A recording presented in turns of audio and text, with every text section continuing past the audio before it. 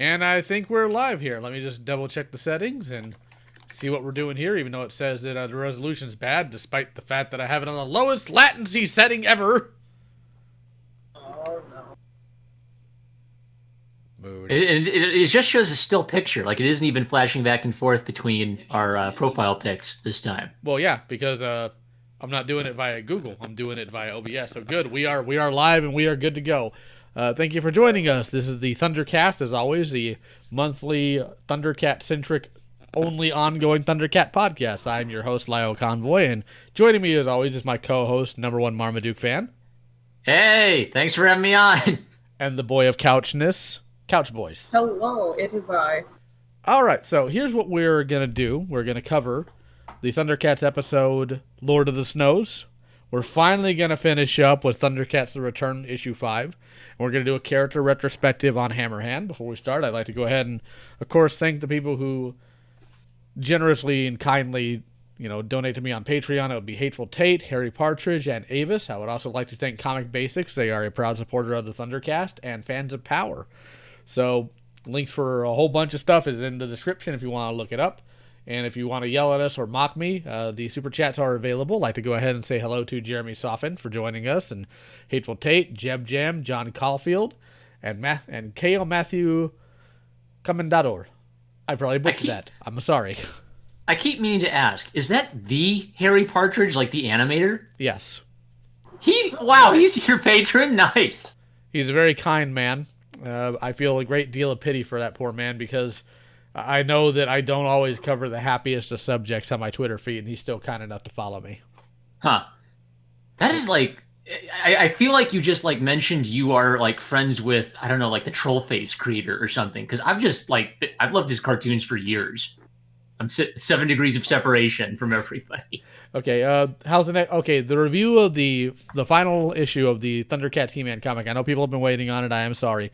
There's something I have to do first. I got enough equipment for the most part to do what I need to with that, but I need to get one more thing done before I can finish that.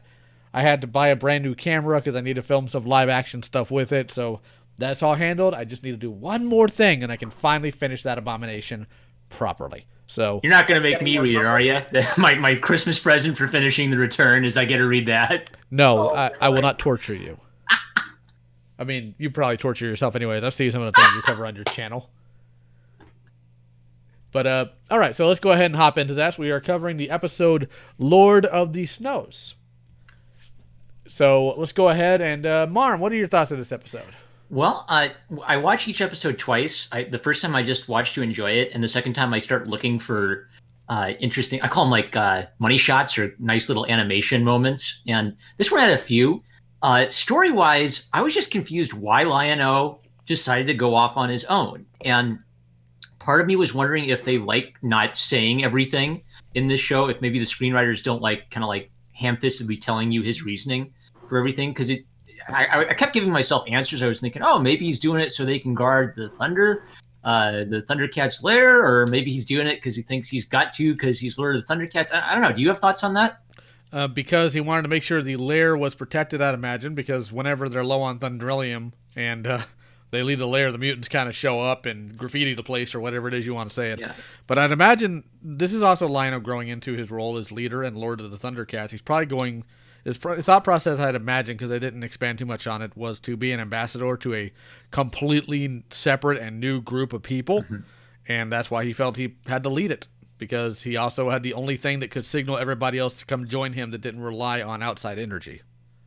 Or it could also be him potentially like overcompensating, because he's like, oh, well, I kind of got this position like thrown at me all of a sudden. I have to prove myself to the others, and by doing that, I have to show them that I'm strong enough to do things on my own, which definitely. Pretty much just like in every other season 1 episode, backfires horribly. Real quick, Kale, just so you're aware, usually we have questions and answers at the end of it, but I'll go ahead and address that real quick. Deception of a Generation, I'm waiting to get some time on my end to sit down with Marmaduke and go over the Star Wars section. Michael from Retro Blasting is a fantastic guy. He's going to be collabing with me, or rather he's going to have me collab with him on his Thundercat video, the Redux version. I'm not bugging Michael about the D&D section, because I actually have a friend of mine, a real life friend, who watched the entire series and loved it, and I'd rather bounce off of him simply because I rarely talk to him in the modern times, and I just like to catch up with him and see how ridiculous he thinks it is as a hardcore fan of the D&D cartoon. But moving on back to the podcast and the episode discussion, I have to say that the funny thing about Thundercats when it comes to their tertiary characters and secondary characters is they run a massive gamut in personality. And a lot of shows, even in the 80s, they didn't always do that. We had Hachiman, who's very much so a stereotypical samurai. He's very stoic. He doesn't do small talk. He doesn't do any of that. You have the warrior maidens who don't trust anybody, but you also don't dig with him. But we have here King Hanuman is what he's called in the comics, but they never call him that in the cartoon. He is the Lord of the Snowmen, all one of them himself. And what he says to Lion-O, I will always love, because that is kind of my philosophy. Friendship is won through battle. So that's how he makes friends. And it's a bit of a difference than how you see friends made in most 80s cartoons or even modern fiction. It's not through friendly sparring or competition or an outright fight. It's usually over misunderstanding and reconciliation. In this case, it was none of that. King Hanuman, or the Snowman, was never a villain. He was unquestionably a good guy who values things based on their merit and their bravado. So I really love his character. That dude's got icy balls of steel. That's very true. He connected it to honor, too. I think, Lion-O offered him friendship, honor, and partnership. Yes. Oh, yeah. And maybe this relates to what I said earlier, but he grabs an icicle and he turns that into a club, and he doesn't stop and say, "My magical power is given to me by the ice goddess. Allow me to manipulate ice." He just does it and he fights with it. And you're like, oh, crap! He can turn ice into a club. I kind of like that they don't on the nose explain every little thing. No, and as you notice, there's no my opponent, he can do this and that. It still takes Lionel just takes it. Another power, fantastic. I guess this is just happening now. Goodness, it's a really interesting episode. I enjoy it. I enjoy seeing the fact that not everything's easy for the Thundercats, and they had to literally wait for Thundrillion to come down from the sky, from the wreckage of their ruined and destroyed planet, no less. Yeah. Within minutes of running out of power. That always made me curious. Lio, was there a reason why they never came up with an alternative fuel source? Because that always bugged me throughout the entire series. Oh no, we're gonna run out of Thundrillion. Because sometimes you need a fetch quest. Ah, I see. And Thundrillion burns clean. Ah. I mean, those are really the only two reasons. I gotcha. Because you have a lot of other plots that are set up via issues in a Thundrillium mine or trying to locate more of it, and it also becomes an issue, I think, a little bit on the new Thundera later on. But no, the Thundercats never really used fossil fuels, so that's probably why a alternative source wasn't found. And frankly, if they switch to solar, I mean, you got Mumra who dicks with the weather and everything, so that might not be reliable either. So I can't blame them for not looking at other sources. Because they're clearly capable of it. Because the warning system they built for the Warrior Maidens is solar powered. Oh, okay. I wanted to call attention to three nice little animation moments I caught, because I think they're really illustrative of maybe what you call the Rankin Bass style. Like the first one is when Wily Cat and Wily Kid are in the dark, and it cuts to them, and they're holding each other like scared little kids, and then Wily Cat. He tries to act brave and shrug it off when Lion-O asks him if he's scared. I like that because I think that's sort of a hallmark of when you have to draw everything and you don't have a digital tool to speed it up. It maybe kind of forces you to draw little moments you might not otherwise think to capture. Yeah. And I like that scene too. It was cute. Yeah. The other cool thing was just the vulture ship. It showed the reflection going across the vulture ship. I don't even know how they could have done that in a pre-computer era. It kind of boggles my mind. One frame at a time, my dude. One frame at a time. Speaking of which, this is my favorite thing. So Lion-O is climbing up the cliff, and Snarf is on his back, and they shaded under his armpits, but they didn't use a secondary color. They used cross-hatching. So that means the artist had to draw all like 40 lines underneath Lion-O's armpit in animation. Yep. Oh, Old school. Go hard or go home. Why? Oh, my hand's cramping just thinking about that, and I'm a digital artist. Yeah, you can't Control C, Control V here. One other thing is interesting is it actually shows a power that Lion-O wasn't aware he had, or an ability that's inherent to him due to him being Lord of the Thundercats. Lion-O has the ability to command any feline creature, even those not native to Thundera. So that was an interesting little addition they gave him, because apparently that's just something the Lord of the Thundercats can do, regardless of who it is. Probably something to do with the sword itself, but they don't delve too deeply into that. They just give you enough to work with. Right, yeah. Does he do that in any other episode, or is Lord of the Snows the only one? I think he does it in one other episode. I'm not completely remembering which one it was, but it's an interesting ability. A very specific one, and I guess it would make sense that if you are Lord of the Thundercats, you'd probably be boss of every cat on the planet. Or in this case, the universe. But one thing that is always very interesting is I do love Snowman's friend, Snow Meow. Number one, it's just such a bizarre name. But how tough is that animal when it comes to its claws? That thing shredded steel. And this isn't some meta-human creature, it's just a giant snow cat. Right. It also, I thought they called him Snow Mao or something. No, his name is Snow Meow. Because that's Pitbull Fluffy or something. Yes. I mean, it doesn't beat the Crocaship, but it's close.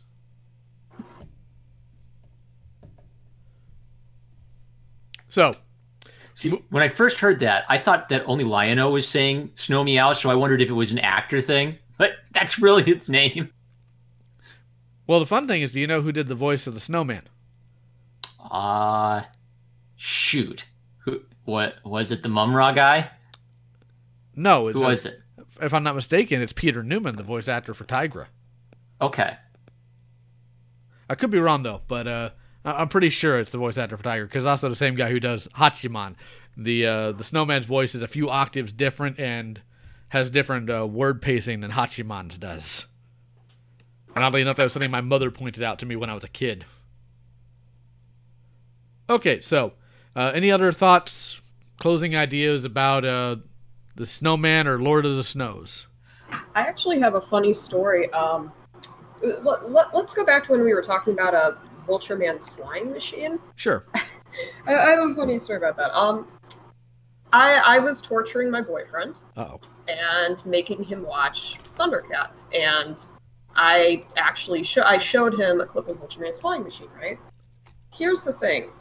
He is currently in college, working on his aerospace engineering major.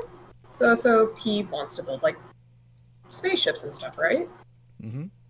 He hates Vulture Man's flying machine with a burning passion. It's horribly impractical. Yeah, as soon as he saw it flap its wings, I actually thought he was going to have a stroke. I've never seen this man, like, yell or raise his voice, but he had a fit. It was absolutely hilarious.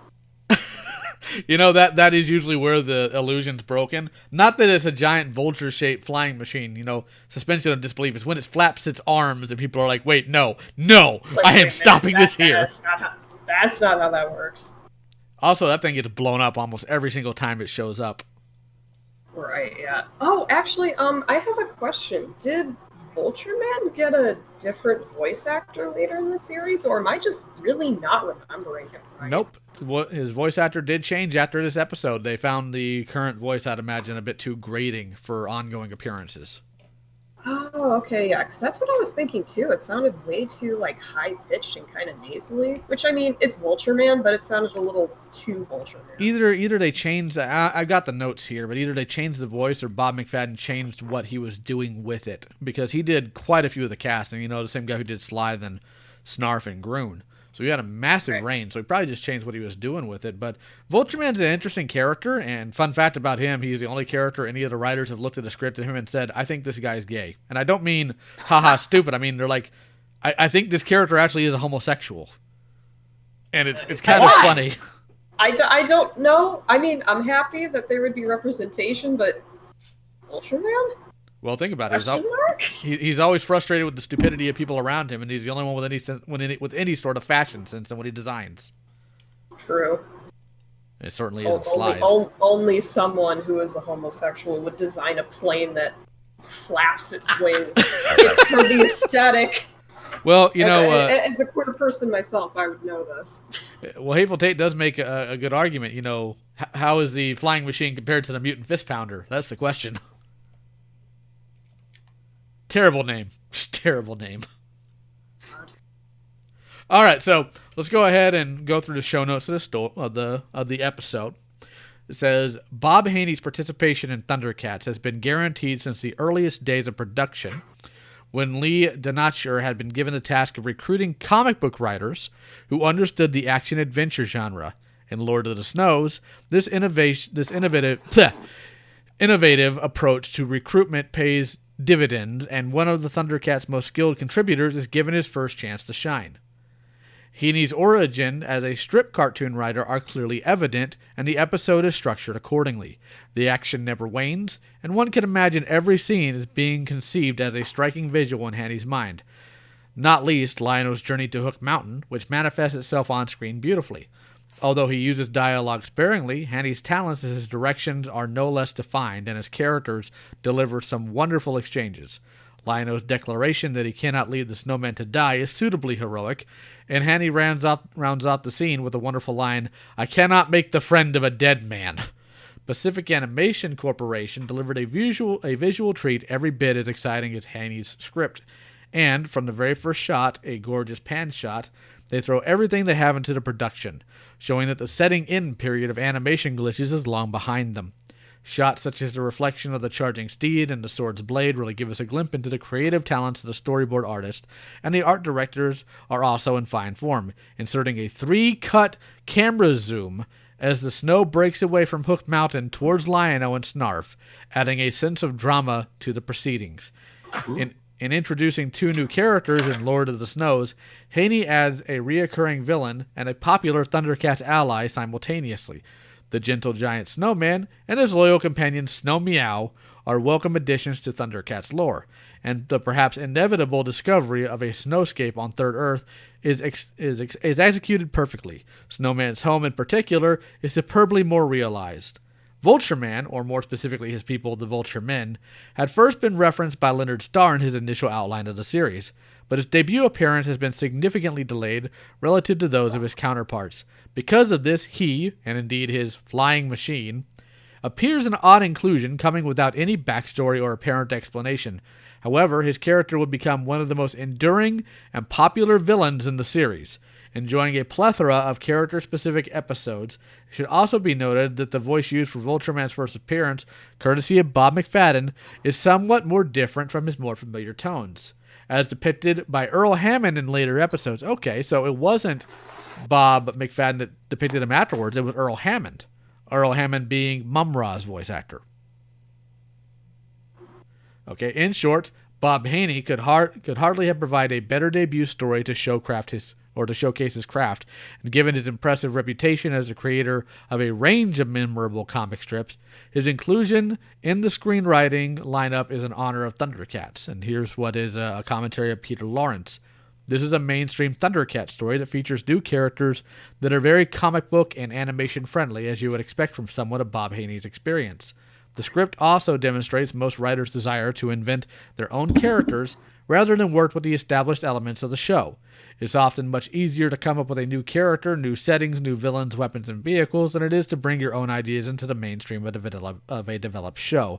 My inexperience with animation and series writing and story editing meant that I allowed more of this reinvention than many other story editors until we got to the point that we had such a gigantic cast of characters and guest stars that it was blindingly obvious for story and for production processes that we need to pull back and concentrate on our core group.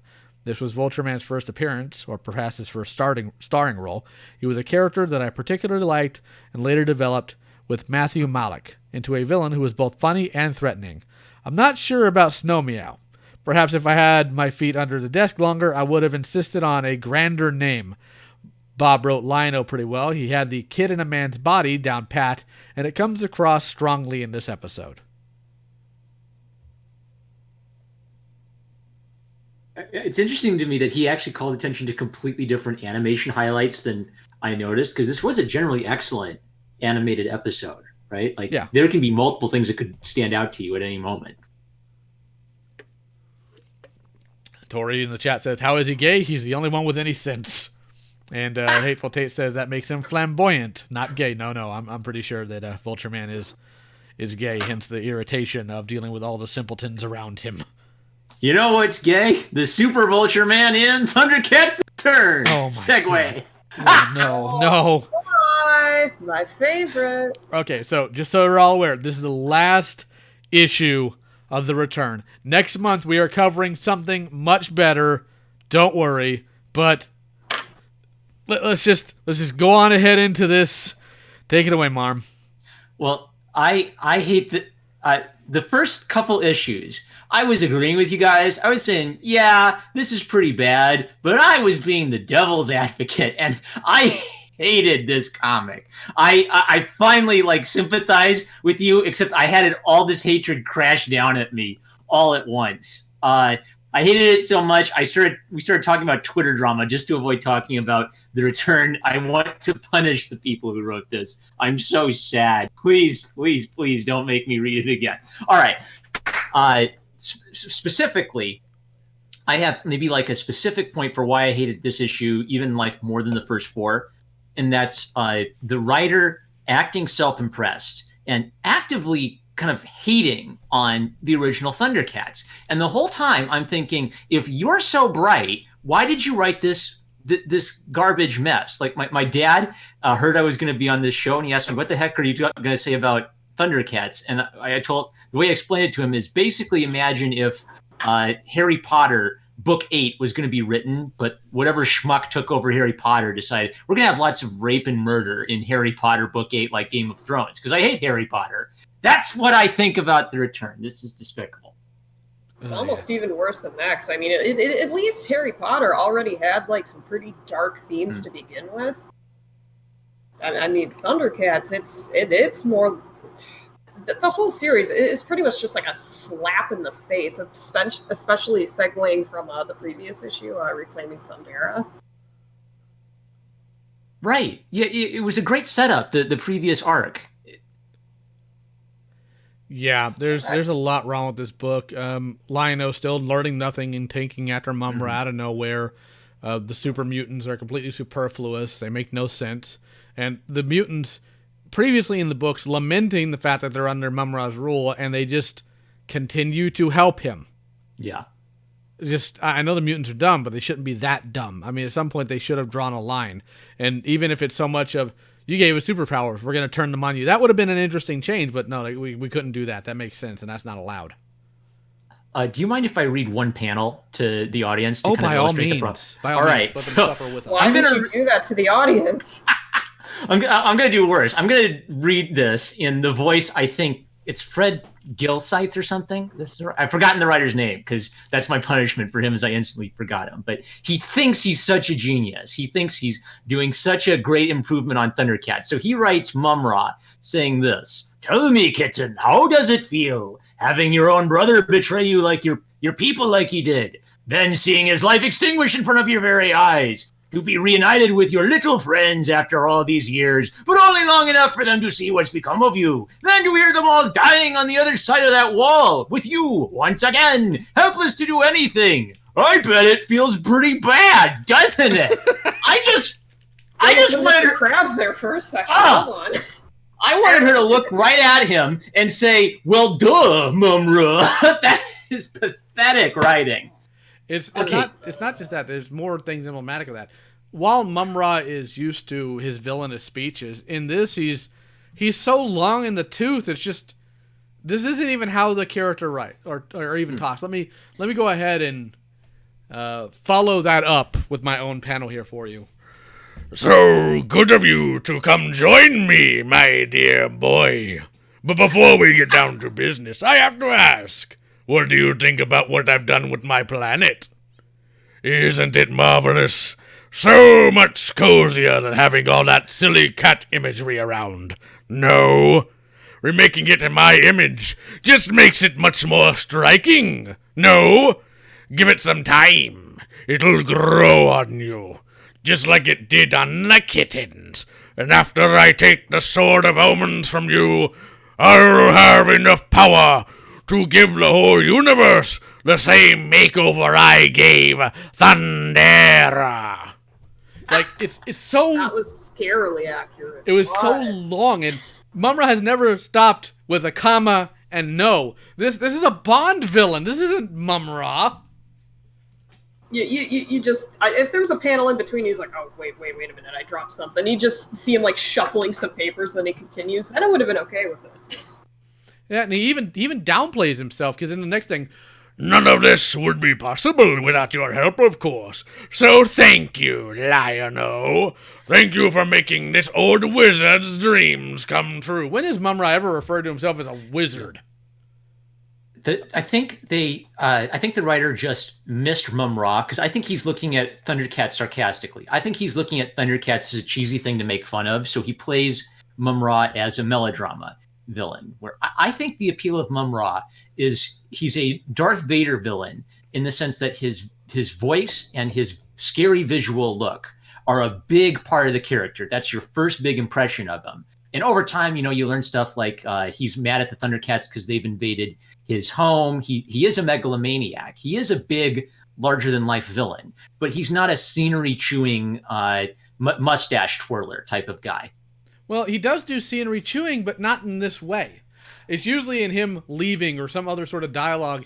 And it's how he talks. Mumra is one of those characters that does a lot of soliloquy. He's not one of those that just combos together word diarrhea, and that's what he's doing here. And he sits there and tells Lion-O how, well, I knew the mutants would stop you. Then why'd you do it, moron? He's trying to make Mumra seem intelligent, but he's making him look dumber. And then he goes on again. I don't care about them. I don't care about the other Thundercats. Truth be told, Cub, I don't even care about you. I just care about my sword. Now give it here, and I promise to make their deaths quick and painless. Well, I'll make their deaths quick and painless. You will still make suffer slowly. Well, he sits there and says, I don't care about you, okay, but... fanfiction.net. It's asinine! Go off. Okay, I figured it out. So a melodrama villain is like a over-the-top, classic Black Cat type of villain. So the original Mumra has qualities of that because he likes his big speeches. Right? But the return Mumra is a bit like a Saturday Night Live parody of what melodrama villains are. Where if you actually read old melodramas, they're very sincere. They like good guys, they like bad guys, they love they love beautiful young innocent maidens who resist the evil bad guy. They're very simple little plays, kind of from America's history. But the sarcastic, smart aleck deconstruction of that is, aren't we so smart? We like this stuff ironically. I think that's cursing this book. And even more so when they start fighting. Okay, the way Lion-O fights, that's fine. That's how Lion-O should fight when he's not using his sword. Acrobatically, intelligently. When has Mumra ever traded blows with somebody? Yeah. Where's his magic? Where's his launching lightning? Where's all the stuff that he is iconically known for? And at the end of it, he winds up going out like a Lord Zed putty. Where they just punch him on the chest and he dematerial. All these characters are stupid. Every single one. There's not a single smart character in any of this. Mumra at his core is a primal, demonic force of evil. Like, Mumra is the type of character that if he was exposed to the rest of fiction, that's the type of character that somebody like the Spectre has to deal with. Okay? And they're relegating him to a putty at the most. This is asinine. Whoever wrote this doesn't understand the characters, doesn't understand concepts, doesn't understand characterization, and doesn't understand pacing in a story, because this is ridiculous. I'll add to that. Lion-O putting down his sword to fight Mumra with his bare hands is an insult to the character. Now, I feel like a writer could say, if you take the sword away from Lion-O, is he still a hero? And that could actually be something meaningful. But if you think about, samurai culture, the sword is representative of the warrior's soul. If you think of the Arthurian legend, the sword, not the sword in the stone, but Excalibur, is literally a symbol of Arthur's kingship. For Lion-O, wielding the Sword of Omens is the metaphor for Lion-O becoming a mature adult and capable leader. So he just casts aside this symbol of his character to supposedly have a badass moment of fighting hand to hand. I just think that's an insult to who he is. There's also that, and it misses the point, and I'll get to that in a minute, Hateful. Don't worry, I haven't forgot you. It misses the point of the Sword of Omens. What is the thing Jaga tells him in episode 2 when Lion-O tries to use the sword for hunting? It is a weapon made to combat evil. And Mum-Ra is a physical embodiment of evil, and Lion-O shoves the sword into the ground to fight him? No, that's stupid. Lion-O's smart, and Lion-O has actually had to fight Mum-Ra unarmed before and had to utilize a weakness beforehand unknown to beat him. Lion-O knows trading blows with Mum-Ra fist to fist doesn't do anything. But real quick here, I'm going to do this for Hateful. You aren't dealing with the average Mum-Ra anymore, Lion-O. Couldn't help myself. I had a thought about Mum-Ra's plan. What if someone had the bright idea to make a dark and edgy Pokemon and Meowth 8 Pikachu or something? And so Team Rocket then spent the whole time talking about what idiots they were in the past, and they were going to have a really good plan to catch Ash and Brock this time. And so their plan was to disguise themselves as women and lay a trap. And then their plan backfired on themselves. And then after that, they said, well, twerps, this time our plan didn't work, but don't you worry. We'll have a sophisticated plan next time. No, his plan was to sit there and wait for Lion-O while he beat up the bad guys he knew he could beat up. That's not sophisticated. On top of that, we have Mum-Ra, who's fully cognizant of everything that's going on here. What was his plan? Was he bored? Was that what this was about? Mum-Ra's so powerful now that he lets Lion-O come back because, man, I am bored and there's no soap operas on this planet. He could have cobbled up soap operas. No, what does he do? Bring them back to fight him because reasons. It's stupid edgelord wannabe garbage writing. It's just, when it comes to writing, there is the veneer of maturity, the violence, the sex, the innuendo, and then there's what actually makes mature writing. Themes, characterization, plot development, weaknesses in characters, depth. These are what makes something like Berserk a mature story has nothing to do with the bodies of demons piled up, and has nothing to do with the sexual connotations, and nothing to do with some of the heavier scenes. It's about the themes. It's about a man who has been troubled his entire life, who's been abused in every way known to man, who still gets up and still fights and still finds something worth fighting for. That is what makes Berserk a mature read. Not because he cleaves through demons and bangs a woman. And these writers have completely missed that entire idea. I just bought the giant hardcover edition of Berserk, and I'm kind of mentally preparing myself to read it, having some expectation of what I'll find. But, it's a good story, but it pulls no punches. So just be aware of that. Well, the reason I got it is because I watched the 90s anime, and the characters in Berserk are Shakespearean in the level of how well they're developed. And I think the key thing Shakespeare showed people how to do is how to have a character whose personality and whose choices is everything. All of his characters, they make character. Your character becomes your destiny, and that seems to be the theme of all of his great tragedies. I've never seen anyone in comics touch on that in quite the way Berserk does. Though I think children's stories can touch on it without you can't plumb the depths of the darkness of the human soul in children's stories, but you can do a lot of deep things and explain it to children, I think. So you can. And real quick, I want to go ahead and address yours and Ben's comment here. Any weapon is an extension of your arm, especially bladed ones, but the samurai specifically, due to their culture, the samurai's sword was their soul. And what they mean by that is you have to take care of it. The reason why the Uchi-katana specifically is carried edge up is because they think their soul should be pointed towards heaven. There's a whole lot of philosophy that goes into it, and a little bit, I think, of Shinto theology. But ultimately, when it comes down to it, the practical reason why they considered the sword their soul, because Nippon steel is very, very, very bad. So to get it refined good enough to make a decent sword out of it is expensive and time consuming. So you better take care of that sucker. So that's your soul, buddy. Take good care of it. Anywho, enough of me boomerang on here. Couch, do you have any final thoughts about this horrible, terrible abomination of a comic? Yeah, actually I do. I'm going to talk about what I really hated about this issue. And I want to preface this by saying I do not have an issue with sexualization in media. It's not something that bothers me as long as it's done tastefully. But oh my god, this comic. Oh my god.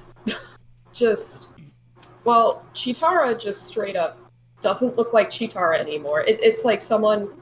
It's like whoever did the art for this just Googled a quick picture of a supermodel, slapped Chitara's face on, she's like, this is good enough. And then there's the whole thing with Wily Kit. Some of just the panel, the way she's drawn in some of the panels, it's like, come on, man, have a little tact. And I'm going to be a little bit blunt here, and I apologize for anybody with a little bit more sensitive nature, for lack of a better word. It's like they sat here in the room storming. It's like, how do we improve Chitara's character? 5 minutes go by. I know, rape. What are you thinking? You absolute moron! They're just sitting there with like their dicks in their hands, going like, "Oh yeah, that's it. That'll work." They were hoping none of us would read the comic, but shh. Well, the worst thing about all this is ideas from this comic were going to be used in the second season of the 2011 ThunderCat series because some of the crew on this comic worked on that cartoon, which explains all of the questionable decisions. I'm just going to walk that right back. It explains all the questionable decisions made in that series. Would you call the 2011 series a deconstruction of the Thundercats? No, I'd call it the same problem we have with most modern iterations of Thundercats. People like the idea, but not the actual execution. Okay.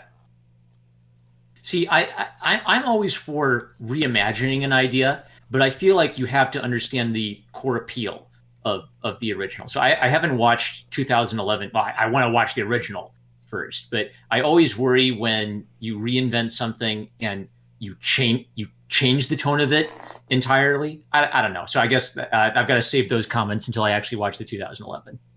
All right. So is there anything else we want to talk about this abomination before we put it behind us for the final time? Bring back book burning. I want to eat this book so no one can enjoy it. I mean, they weren't enjoying it anyway, but it's like I will invent a time-traveling machine to destroy this book from history. I'm not going to stop any tragedies. I'm just going to stop this book. Fair enough. All right, so let's go ahead. It's not a tragedy, it's evil. Well, let's go ahead and hammer this in by talking about Hammerhand. Terrible segue. Let's moving on here. Whoa, nice. Okay, so Marmaduke, you've had some limited exposure to Hammerhand here. What's your thought process? My favorite. So it was a weird episode when he showed up. Like, I could tell it was a different animation studio. And I just didn't like him because I thought his power was kind of stupid. Like, it's essentially the equivalent of swinging a giant club. He's got a giant... The 9-year-old in me likes giant robot arms, but adult me kind of wants to see you do something interesting with that besides, and he swings. Yo, I got a big old arm. That's kind of what I got from Hammerhand. And then in the second season, when he showed up and how he's like, slavery is legal now. God. I think Hammerhand's an interesting character because... All right, here's the interesting thing about the Berserkers. Every other villain, for the most part, you can have some form of reasoning with. The Berserkers are of lower intelligence than even the mutants are. The only thing they care about is whether or not they get some benefit out of things, regardless of what it is. Like with Captain Shiner, you can bargain with him. He's just a mercenary. With the mutants, you can threaten them. Literally, when Mumra shows up in the second season, they're like, what's in it for us if we do this? My goodwill? We hate goodwill. We like gold. And what's interesting about the Berserkers specifically, if you'll notice, Marm hasn't gotten to the second season yet, But their designs in the first season versus the second season is completely different, including which hand is mechanical for Hammerhand. I never noticed that. But here's why. Very rarely did the toy line that accompanied the show affect the actual show itself, unless the writing team saw something in the toy line that thought would be really neat to incorporate into the show, like the Mutant Fist Pounder. There you go, Hateful Tate, there's your reference there. With Hammerhand specifically, they made an entire Berserker crew form with individual gimmicks, and looking at how the toys were produced and what they did, they're like, this is actually a good idea. This gives some form of uniformity to the Berserker Viking crew. Because Hammerhand wasn't the only one with a gimmick anymore, his entire crew had one. So they did the redesign based off the original, or based off the toys that they developed after his original appearance. They were the Berserker figures. They're actually really easy to find and really cheap. So I mean, they're like $10 each. But except Hammerhand has issues. But it was one of the few times the toys actually affected it, and it created a better product by the end of it because the Berserker's more interesting to look at. They still didn't do much. But what I find interesting about Hammerhand, he's one of the few characters in the show that died and somehow came back and nobody said a word about it. How exactly did he die? Because I feel like I missed that. Okay, so here's my theory. In the episode that we're referring to here, and I'm pretty sure this tracks, the one Marmaduke's referring to is when Lionel was protecting the unicorns from the Berserkers. And at the end of that episode, the Thundercats sunk their ship. Like, straight down. After that, we have an episode called Spitting Image, where Mum-Ra clones Panthro and summons the spirit of Hammerhand to take over the body to wreak havoc. At the end of that episode, Hammerhand somehow magically transforms the body to look like his old one and just tears off. And not at any point does anybody ever address this ever again. So he died, came back, got in a clone body, and now he has a completely different form, a brand new crew, and he just went right back to doing what he was doing. Seems alright. I mean, you know, points for Okay, consistency, but still. Any thoughts there, Marmaduke? I guess it's just sort of the general tone of this show is they're just generating ideas really fast. And when you're generating ideas, you don't necessarily stop and think, okay, what's the timeline of events leading up to all these ideas? And I actually love that because it's very close to when I worked as an art tutor, that was very close to the way that kids would work, is they just throw a bunch of whole like robot dinosaur truck ideas at you, and it wouldn't make any sense, but it's just raw creativity. And I think I love that the writers of ThunderCats were able to tap into that kind of raw creativity. And it's sort of like maybe because of the moral dimension of the show, they also found ways to focus that into talking about some really important themes. Well, the interesting thing is, while they generate a lot of random ideas and interesting ones, they actually do have a fairly interesting, consistent value here to continuity. Because you're going to see what happened in the episode we just discussed be brought up in the episode All That Glitters. And what happened in the second episode with the sinking of the mutant ship, you're going to see in the next episode we cover. So it's actually interesting that they can do both. The one major glaring continuity error in all of ThunderCats is where Hachiman is from. That's it. Because in one episode, Mum-Ra plucks him from the past.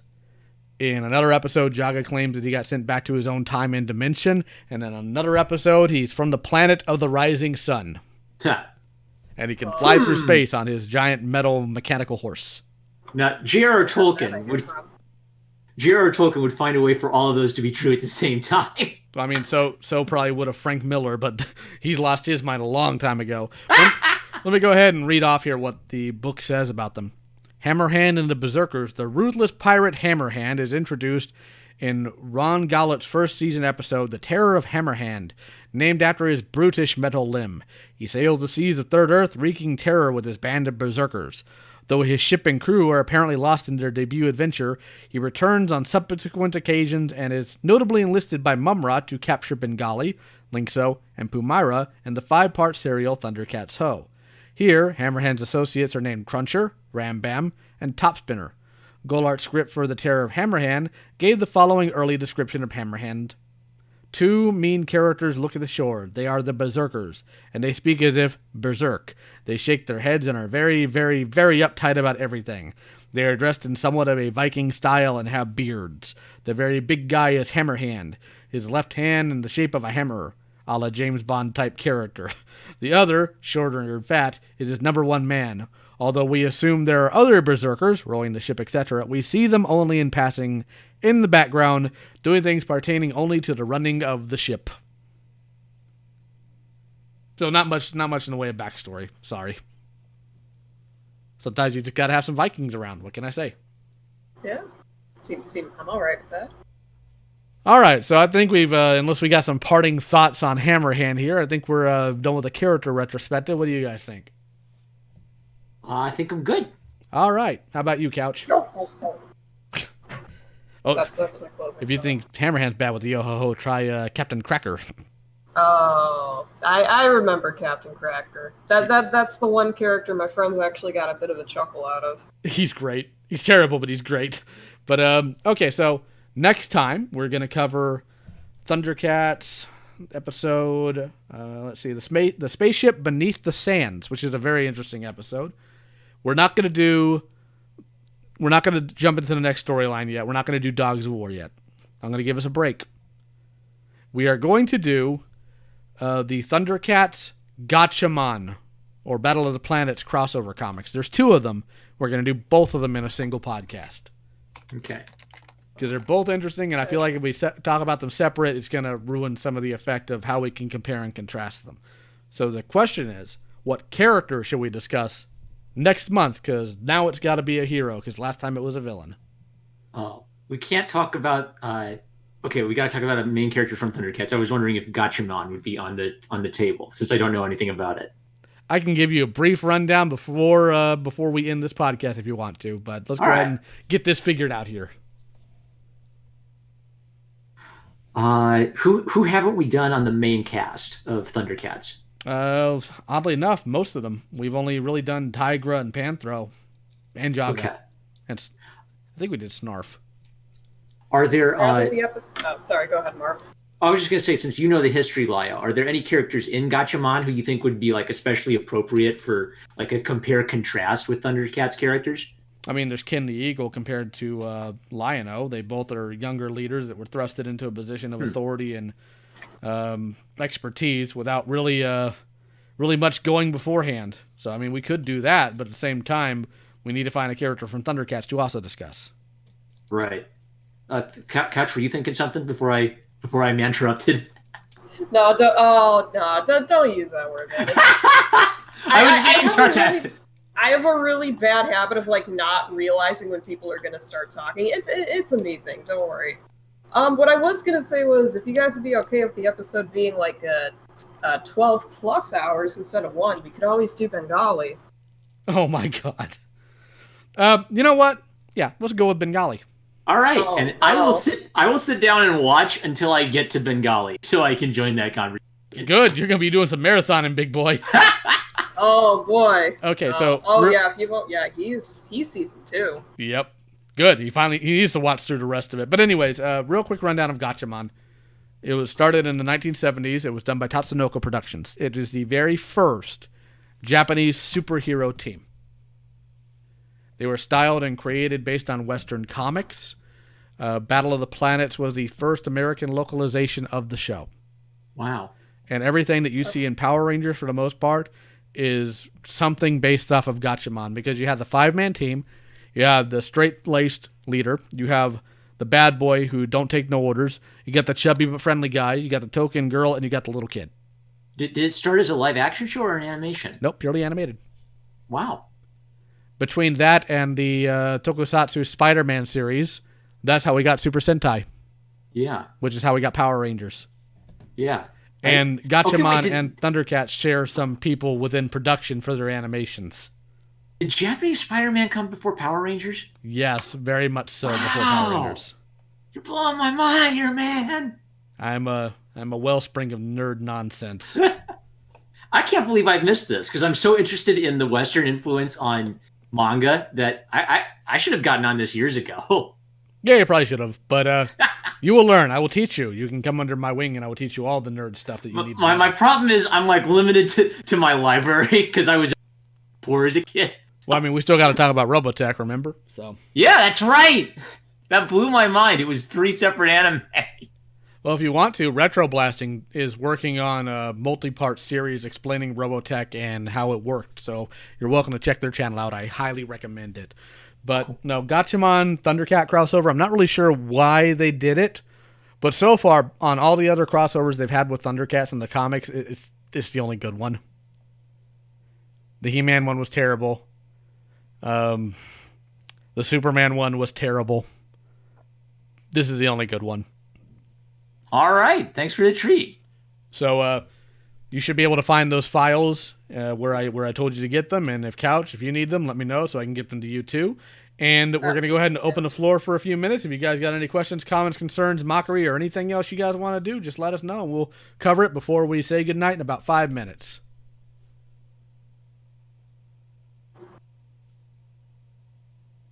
The part, Carl's Amateur Hour says the part Robotech ripped from Macross is literally the only part I ever cared about myself.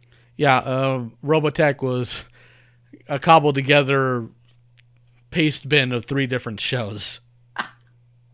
Why is this a thing? Why does Hollywood think it's a good idea? They did it with the Digimon movie. They think, different reasons. The reason they did it for Robotech is because Macross didn't have enough episodes to reach syndication here in the States, and that was the goal in the 80s. You get a show to get into syndication, so it plays 1 episode a day of the week, and it loops ad infinitum. But with Robotech, they didn't have the number they needed for syndication, so they mashed together other series to get that magic number. Good grief. The problem is they just don't mesh well together when you actually sit there and scrutinize them for half a second. Okay, did Macross ever get like a sequel like these Japanese? Okay, so then why didn't they just get the sequel and say, oh, it's the continuation of Macross Robotech, right? The sequel wasn't for another decade. Okay, that's the problem. Well, there's also Harmony Gold being a very terrible company that has screwed over the original license holders for Robotech, or rather not Robotech, Macross, Southern Cross, Mosquito. The way licensing usually works, like let's take Dragon Ball Z for example. Funimation has to pay Toei a certain licensing fee to be able to get a hold of the series, and then pay royalties after they've dubbed it and released it, while they make their money as well.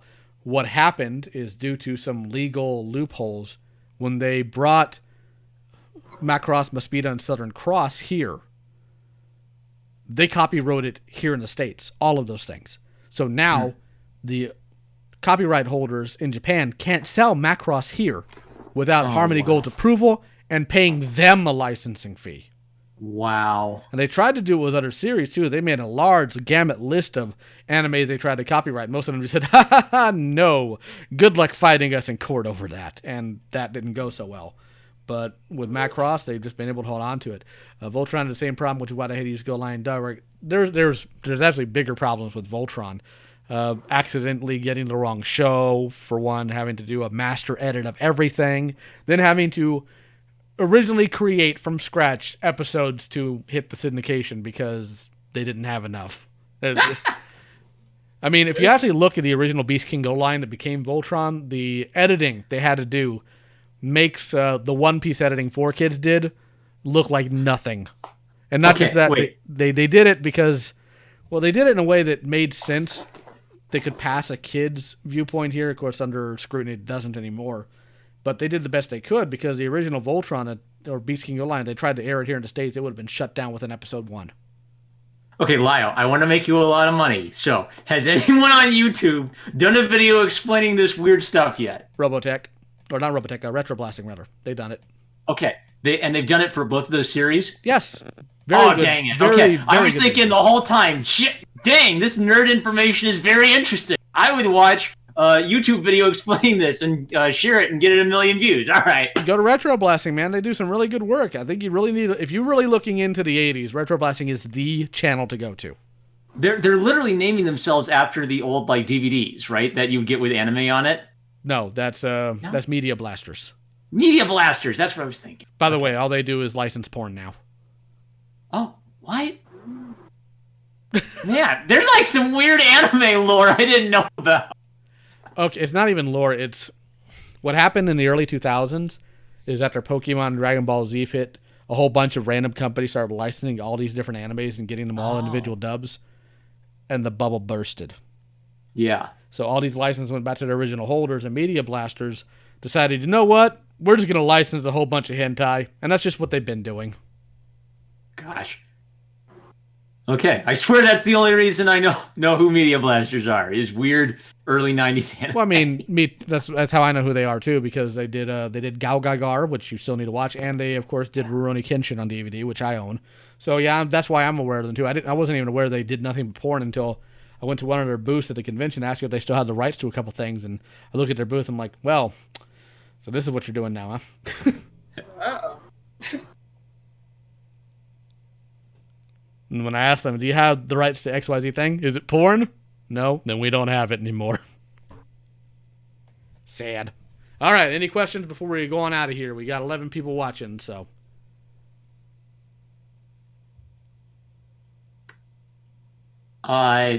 There is no porn worse than The Return. I can't possibly feel any more shame than after reading that. Oh, and Shinobi Raccoon, Michael doesn't hate Captain Global. When he refers to him as Mad Jack, that's a World War II reference. And I'm not going to spoil it because that's something you have to experience yourself if you've never looked into World War II. Mad Jack Churchill, you've got to look him up. He is amazing. I have heard of Mad Jack Churchill, yeah. Yes. So he doesn't hate Captain Global. He just points out the inherent foolishness of some decisions made in editing and whatnot. All right, so anything else before we go ahead and close out and let everybody get about their jolly ways and Marmaduke and I start arguing about Twitter stuff after everybody's gone? We made it. 5 months of torture done. Oh my God, almost half a year. Half a year of our lives. Or in my case, almost an entire year because I collected this when it came out and I was angry then and I'm angry now. For once, I'm actually glad that I'm pretty sure I was like literally a toddler when this thing came out. Came out in 2004. I didn't have to experience the joy of like, oh boy, a new ThunderCats comic, I can't wait, and then it comes out and it's. Yeah, it came out in 2002, I believe. Yeah, I was 2.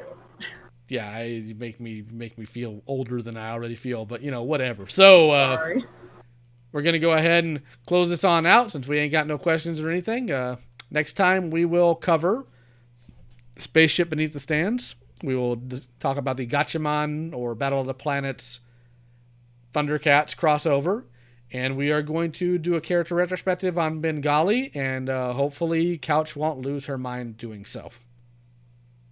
That probably happened when I was about like 12, so I think we're good. I can see how we're going to start next time. Okay, everybody sit down. We're going to talk about my son. So, yeah, I can see that coming. All right. We're going to go ahead and close it out. Thank you all for joining us, and we will see you guys next month. I'm going to start resuming regular videos here, hopefully within the coming weekend. You guys take it easy, and we'll see you next time. Dope. Thanks. See ya.